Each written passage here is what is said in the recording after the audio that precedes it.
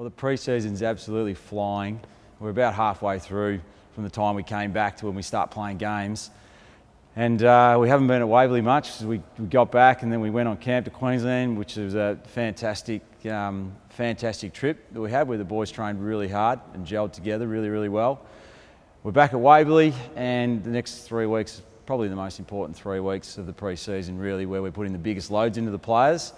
It means it's the greatest chance of players breaking down and getting little niggles. So we'll be pretty pleased when we get through January and into February and get ready to play. The pre-season camp in Queensland is really important because the players get away with no distractions in their life whatsoever. They can completely focus on preparing to play football. They can completely focus on being the best athlete they can be with no distractions. They love the environment. They get to train hard. They get to recover well, in the ocean. There's lots of good places to eat. There's good quality places for players to catch up and spend time together. So overall, we feel like we get huge benefit from being away. And look, we've got a really good environment up there, but we went to South Africa a few years ago and that was fantastic. We've done it in numerous places and had really good results, but it does seem to make a difference just getting out of your normal everyday environment, and they do really appreciate it, and their training quality is outstanding. Yeah, the Christmas period is important for the players to get away. They've trained particularly hard leading into it, so they're pretty fatigued and they need 4 or 5, 6 days to recover from the training camp. But in terms of what they eat, they're normal people. They have normal social lives, so we give them a little bit of grace with what they can eat and drink, but there are certain standards that they have to come back at, and they know those standards. It's a big part of our culture that they come back in good shape, and all the players have come back and met those standards, which has been great. Yeah, the second time trial was really good, and often they run really well when they come back for Christmas because there's a freshness about them, both a physical freshness but a psychological freshness.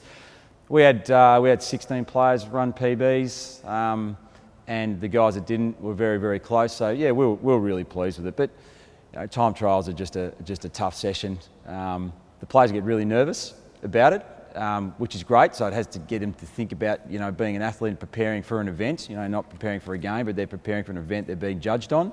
So they're pretty happy when it's all over and we just get back to training. Yeah, we got 5 weeks to go, and the plan is to get as much game-specific type training into our players as possible.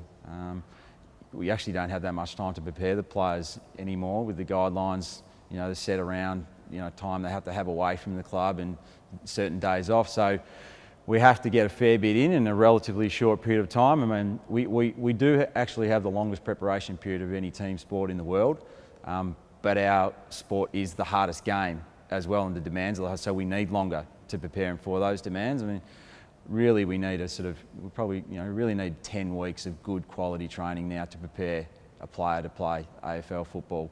So whenever you start, if you start late November, then they're ready in Feb. If you start of January, then they need into March to get ready to withstand the demands.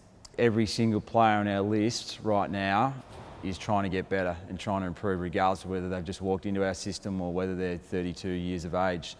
The attitude of, you guys like Luke Hodges, it's like it's in his first or second year in the program.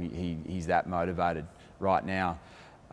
Your Jack Gunsons and Isaac Smiths have gone to another level. They're already at a very good level, but they've gone to another level. Taylor Duray has had his best preparation by a long way since he's been at the club.